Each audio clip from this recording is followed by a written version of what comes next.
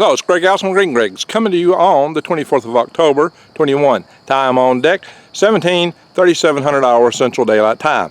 And we're going to talk about poison. I mean plastics that are poison in our food. And these plastics are apparently killing people. It's been claimed that they're killing over 90,000 people a year every year. So what's causing this? What's it all about and what can you do about it? That's what we're going to talk about. I bring you a lot of videos about keeping your eyes wide open, head on swivel, things about things that are good for you and things about things to avoid. So if you're not subscribed to my channel, subscribe, bang the notification bell, and click all. And we'll talk about gardening, why you need to garden too a little bit here. But we're going to talk about the plastics first.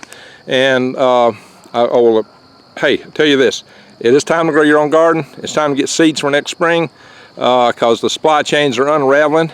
And you can still grow things in the fall, but for the spring garden, it would be time to get ready. So check with my links to True Leaf Market to get ready for your spring gardening needs. And do it now while you can, while the getting's good, because prices are going to go up. And you don't want to get all these poisons. You want things that are clean. So grow your own as much as you can for that and the price problems with food inflation. All right, all that said, phthalates are the problem. I know most people have heard of bisphenol A. Well, that's just one of many classes of phthalates that are causing problems and poisoning in food. It's like I said, so the studies are saying that from 91,000 to 107,000 people a year are dying from these contaminated foods with the phthalates in them. And this comes from a study published in the Journal of Environmental Pollutions. Researchers compared data from urine samples collected from the years 2001 and 2010 by the U.S. Nutrition Examination Survey, and they compared the data from that to information about the deaths falling through until year 2015. Excuse me, I got lots of skeeters out here. And what they found was that phthalates increase the risk considerably in areas of cardiovascular disease, chronic inflammation, heart disease, cancer, arthritis, type 2 diabetes, Alzheimer's. And hey, there was earlier studies back in 2012 that really hit on how these plastics disrupt our hormones and have really messed up with our reproductive organs and our reproductive systems across the board in both men and women, because these are hormone mimicking chemicals, and that is not good for you, my friends. So what can you do? Grow your own food.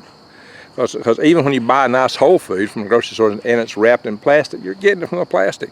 How many times does that plastic change hands? You know, are those foods that got handled by plastic, through plastic? It's the plastics that are a problem. And most all plastics are a problem. So as much as you can avoid that, the better you are. And along that line, growing your own food is a good way to fight the plastics, and it's a good way to fight, because you know, you're growing your stuff out of the soil, you're preparing it yourselves, you're storing it yourselves in whatever way you best can. And on top of that, you are helping to avoid maybe the food inflation prices that are coming on us. Guys, I just did a video yesterday when I went to the grocery store and filled up 3 little bags and put them in the baby carrier of the shopping cart. Didn't even fill up the shopping cart, got a 6-pack of Gatorade, and my price was $85.55. I've been telling you for a long time that prices of food were going up, but guess what? It's here. It's now, prices are up. And they're going up even more, especially if Jack Dorsey's predictions about hyperinflation take place. So this is a good time to grow your own food. Now you can grow 3 gardens a year in most temperate climate areas. You can grow a spring garden, a summer garden, and a fall garden. Now in some areas they do a season extension with high tunnels and maybe windrow, you know, little bed tunnels, you know, windrow type tunnels that you put directly over your garden beds. So there's many ways to do that. Here in Alabama, even though I'm almost to Tennessee, I don't really need that for, you know, select stuff. And I grow stuff that can actually grow through the winter. Garlic will actually here grow during the winter. It actually gets bigger throughout the winter. They tell you that crops don't grow in the wintertime. Well, they actually can. And as you can see, I've got carrots in here. I've got to thin them out. There's some other weeds growing up in here. I've got to get out of here. I've got volunteer garlic. The volunteer garlic will do the best because it's got the earlier start than the stuff I just planted.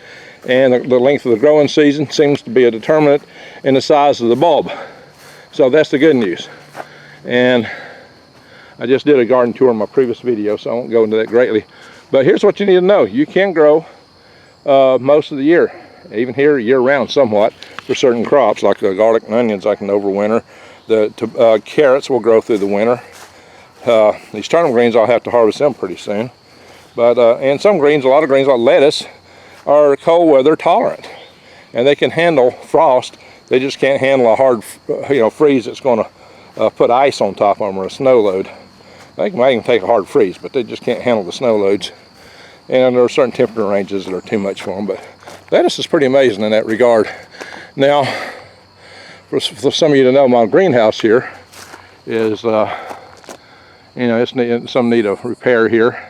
It had a hard winter last year. I had run out of kerosene just right before the big snow hit, and I couldn't find kerosene at that time. So the first time my greenhouse ever went without being heated was when the big snow hit, and the snow wouldn't melt on top of it, and it collapsed a good part of it, and I did a video on rescuing it from that. Friends, also pay attention to wild edibles. I do a lot of wild edible videos. This is a little persimmon tree starting to come up here. Staghorn shoemake. I've got some elderberry over there. Different things going around here that's edible. Wild medicinals and this willow here. And I've got a little tree back here, persimmon tree that I just collected my first persimmon off of just a couple of days ago. On the other side of the greenhouse is wild in my orchard. So I made figs for the first time this year in that orchard, and it's got pear trees, cherry trees, apple trees, and of course there's a lot of wild stuff on there too. And the main wild thing I've eaten out of there was my wild grapes, muscadimes. And this is a persimmon tree, and it finally made it a persimmon. So I expect next year she will really be fruiting out. It's just at that size that it can get started. And a persimmon tree's got to get a little material on it before it starts bearing fruit. Show you something else. Guys, y'all have asked about in the past, could turmeric survive in the shade? Here, it's got a lot of compost piled in here. This is turmeric. It's been growing right under the trees here, because that's the south side. This is where the sun comes from. So it's been growing in the shade and doing pretty good there. I've had that wild turmeric coming up every year the last several years. So there you go. That's pretty good. All right.